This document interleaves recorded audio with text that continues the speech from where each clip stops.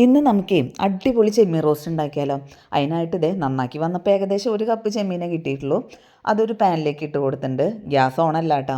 പിന്നെ അതിലേക്ക് 1 കപ്പ് തന്നെ വെള്ളം ഒഴിച്ച് കൊടുത്തിട്ട് എരിവിന് ആവശ്യത്തിന് മുളക് പൊടിയും പിന്നെ കുറച്ച് മഞ്ഞൾപ്പൊടിയും ആവശ്യത്തിന് ഉപ്പും ഇട്ടിട്ട് പിന്നെ നമ്മൾ ഗ്യാസിൻ്റെ ഫ്ലെയിം ഓൺ ആക്കിയിട്ട് നന്നായിട്ടൊന്ന് തിളപ്പിച്ചെടുക്കുന്നുണ്ട്.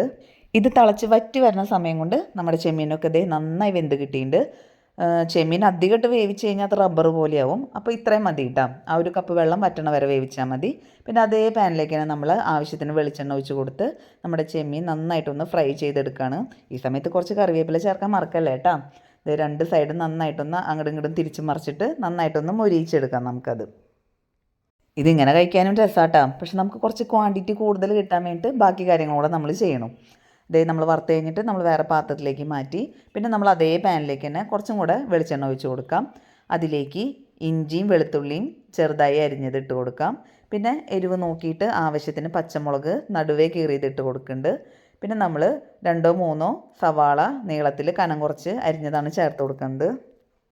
ഈ സമയത്ത് ആവശ്യത്തിന് ഉപ്പും കൂടെ ചേർത്ത് കൊടുക്കാം. കുറച്ച് ചേർത്താൽ മതി കേട്ടോ. ചെമ്മീൻ ഫ്രൈ ചെയ്തപ്പോൾ ഓൾറെഡി ഉപ്പിട്ടുണ്ട്. അത് നന്നായിട്ടൊന്ന് ഇളക്കി യോജിപ്പിക്കാം. പിന്നെ നമ്മളതിലേക്ക് 1 തക്കാളി ചെറുതായി അരിഞ്ഞതും ചേർത്ത് കൊടുക്കുന്നുണ്ട്. എന്നിട്ട് നമുക്കൊന്ന് മൂടി വെച്ച് തക്കാളി ഒന്ന് വെന്ത് ഉടയണ വരെ ഒന്ന് വേവിച്ച് കൊടുക്കാം. നമ്മുടെ ഇതേ തക്കാളിയൊക്കെ വെന്ത് ഉടഞ്ഞിട്ടുണ്ട്. ഇനി നമുക്കതിലേക്ക് വീണ്ടും പൊടികൾ ചേർക്കാണ്ട്.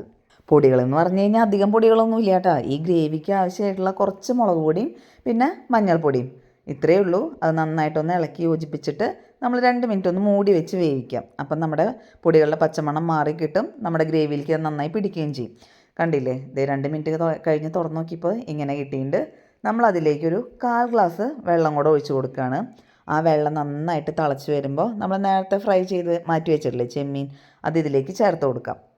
ചേർത്ത് കഴിഞ്ഞിട്ടേ അത് നന്നായിട്ടൊന്ന് ഇളക്കി കഴിഞ്ഞ് 2 മിനിറ്റ് ഒന്ന് മൂടി വെച്ച് കൊടുക്കാം. വേറെ ഒന്നിനല്ല കേട്ടോ, നമ്മുടെ ചെമ്മീൻ്റെ മസാലയും ഗ്രേവിയിലത്തെ മസാലയും ഒക്കെ കൂടെ ഒന്ന് മിക്സായിട്ട് നല്ലൊരു മസാല നമുക്ക് കിട്ടും മൂടി വെച്ച് കഴിഞ്ഞാൽ.